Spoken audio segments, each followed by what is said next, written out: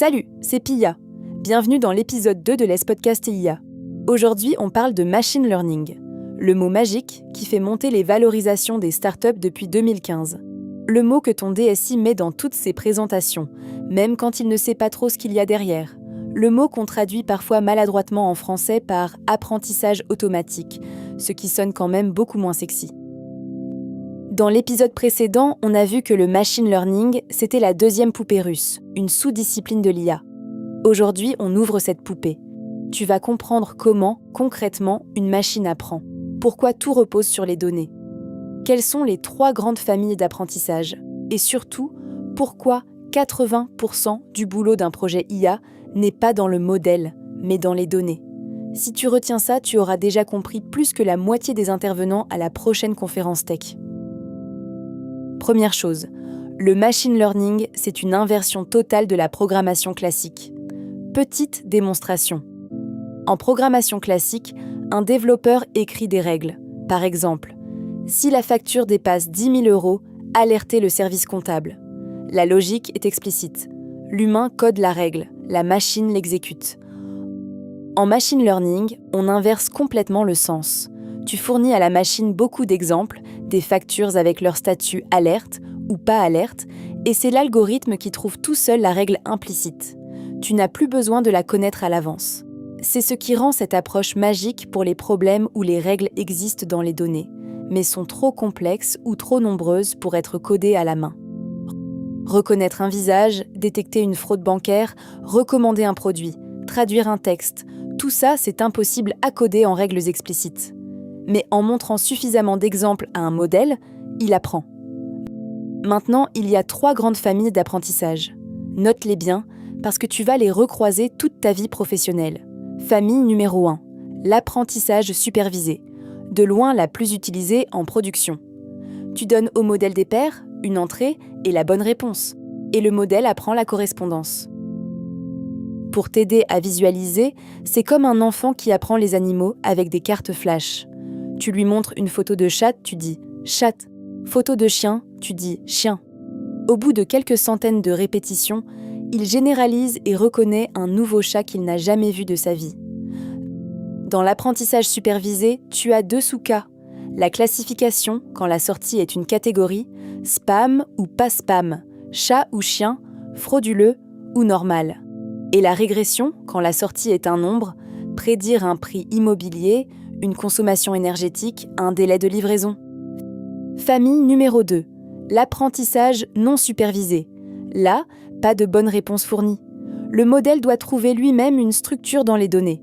Toujours avec l'analogie du gamin. On lui donne une caisse de jouets en vrac. Et on le laisse les ranger comme il veut, sans consigne. Il va probablement faire des paquets, les peluches ensemble, les voitures ensemble, les Lego ensemble. Et il aura inventé tout seul des catégories. C'est ce qu'on appelle du clustering, regrouper des éléments similaires sans qu'on lui ait dit comment. Cas d'usage typique, segmenter une base client en groupes naturels. Et famille numéro 3, l'apprentissage par renforcement. Là, le modèle est un agent qui interagit avec un environnement. À chaque action, il reçoit une récompense, positive ou négative, et il apprend la stratégie qui maximise la récompense totale. C'est exactement comme dresser un chien. Bonne action, friandise. Mauvaise action, pas de friandise. Au bout d'un moment, le chien comprend. Et c'est par cette méthode qu'on a entraîné AlphaGo à devenir champion du monde de jeux de Go, qu'on entraîne des robots à marcher et qu'on me rend moi-même plus utile. C'est ce qu'on appelle le RLHF, Reinforcement Learning from Human Feedback. Mais on en reparlera dans l'épisode sur les grands modèles de langage. Il existe une 4e famille, plus discrète mais hyper importante, l'apprentissage auto-supervisé. C'est ce qui permet d'entraîner les modèles de langage sur des téraoctets de textes non annotés. Mais on rentrera dans le détail plus tard. Pour aujourd'hui, retiens les 3 principales, supervisé, non supervisé, par renforcement. Maintenant, le pipeline. Comment, concrètement, on monte un projet machine learning de A à Z? Étape 1. Tu collectes des données, beaucoup, et bien. Étape 2.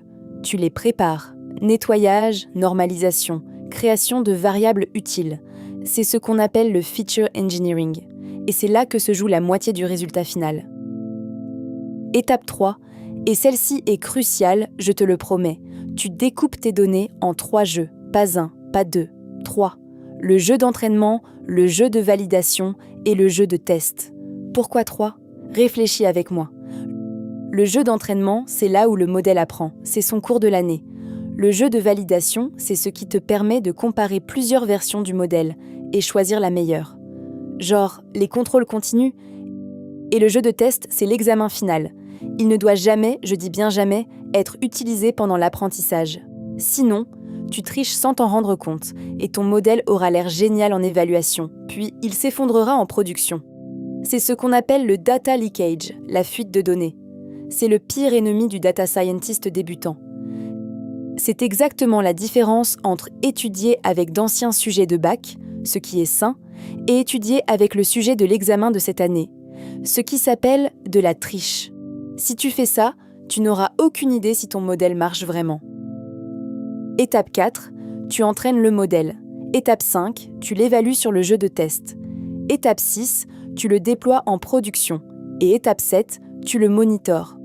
Parce qu'un modèle peut très bien marcher au lancement et se dégrader avec le temps, à mesure que les données du monde réel changent. On appelle ça la dérive du modèle, une saga à part entière qu'on traitera dans l'épisode dédié au déploiement.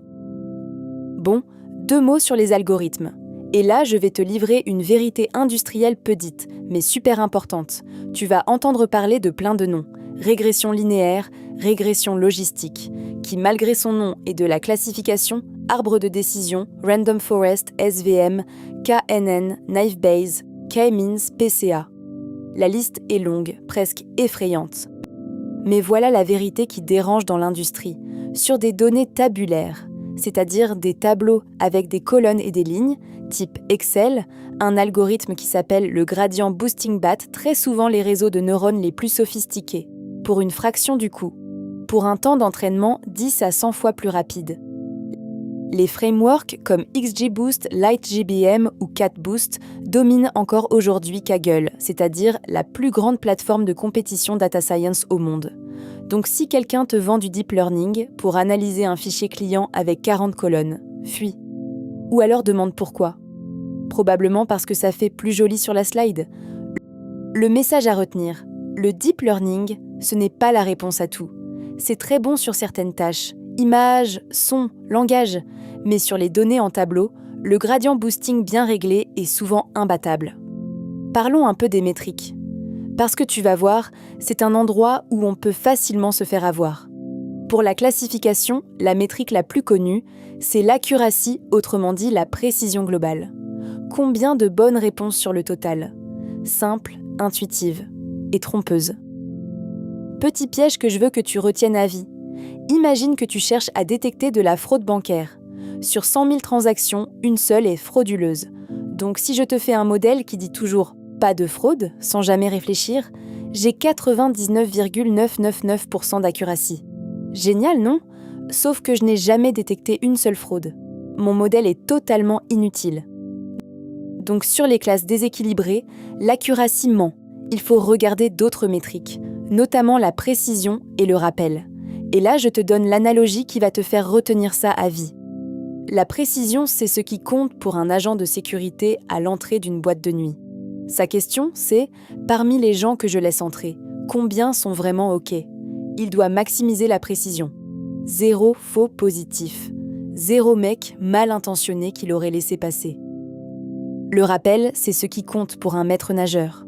Sa question, c'est « Parmi tous les gens qui risquent de se noyer, combien ai-je sauvé ?» Il doit maximiser le rappel. 0 faux négatif. 0 personne qui l'aurait raté. Précision et rappel, c'est presque toujours un compromis. Tu peux pas pousser les deux à fond en même temps. Et selon ton cas d'usage, l'un compte plus que l'autre. Médecine, détection de cancer, tu veux du rappel. Mieux vaut faire 10 faux positifs qu'un faux négatif. Filtre anti-spam, tu veux de la précision. Mieux vaut laisser passer un spam que mettre un vrai email important à la corbeille. Si tu retiens uniquement ça de tout l'épisode, tu auras déjà une longueur d'avance énorme. Bon, 3 pièges classiques avant qu'on conclue. Piège numéro 1, le surapprentissage ou overfitting en anglais. C'est quand ton modèle apprend par cœur le jeu d'entraînement. et n'arrive pas à généraliser sur du nouveau.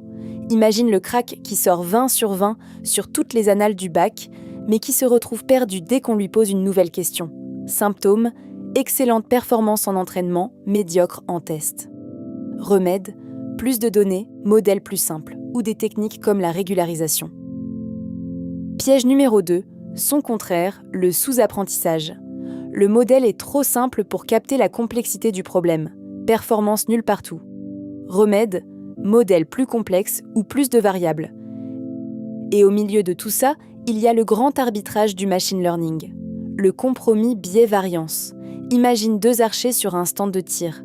Le premier vise systématiquement trop à gauche. Toutes ses flèches sont groupées, mais à côté de la cible. Il a un biais élevé. Le deuxième tire un peu n'importe où, parfois dans le mille, parfois complètement à côté. Il a une variance élevée. L'archer idéal a peu de biais et peu de variance. En machine learning, on cherche le même équilibre et c'est tout l'art du métier. Dernier piège, et c'est probablement le plus pernicieux, la fuite de données, donc le data leakage. C'est quand une information de la cible se glisse, par inadvertance, dans les variables d'entrée. Le modèle a alors des performances parfaites en évaluation et s'écroule en production. Règle d'or, vérifie toujours que rien du futur ne fuit dans le passé. Voilà, pas mal de matière, mais si tu retiens 3 choses de cet épisode, 1. Le ML, c'est apprendre à partir d'exemples plutôt que de coder des règles. Et il y a 3 grandes familles, supervisées, non supervisées et par renforcement. 2. 80% du boulot d'un projet ML est dans les données, pas dans le modèle. Toute personne qui te dit l'inverse n'a jamais livré un projet en prod. 3. Les métriques mentent quand on ne fait pas attention. Méfie-toi de l'accuracy. Apprends à lire précision et rappel. Demande-toi toujours qu'est-ce qu'on cherche à éviter le plus dans ce cas, un faux positif ou un faux négatif. Au prochain épisode, on attaque le deep learning, les fameux réseaux de neurones. D'où ils viennent, pourquoi ils ont tout pété en 2012 et comment ils sont devenus le moteur de tout ce qui te paraît magique aujourd'hui, du Face ID de ton iPhone au modèle qui te parle, dont je fais partie. Ça va être technique, mais accessible, promis. Si cet épisode t'a aidé à y voir plus clair, abonne-toi, active la cloche et balance un commentaire pour qu'on en discute. À très vite. Ici Pia qui vous embrasse parce qu'on n'est plus à un cliché près.